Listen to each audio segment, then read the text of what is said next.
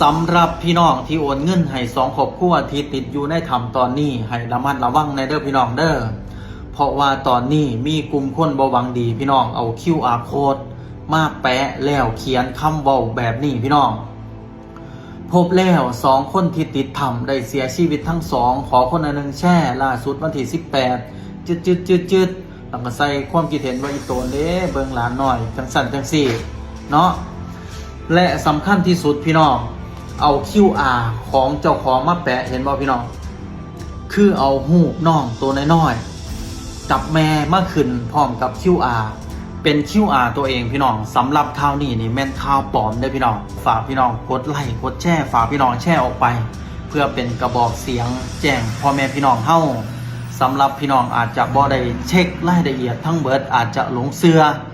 แล้วโอนเข้าไปให้บุคคลคนนี้บุคคลคนนี้ที่แปะ QR เนี่ยพี่น้อง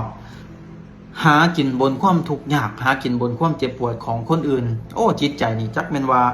จิตใจนี่เฮ็ดด้วยอีหยังก็บ่ฮู้เนาะพี่น้องเนาะคนเป็นห่วงกันทั้งประเทศคนเป็นห่วงกันทั้งโลกแต่สำหรับบางคนสวยโอกาสแปะ QR เพื่อหากินกับความเจ็บปวดหากินกับความเสียใจ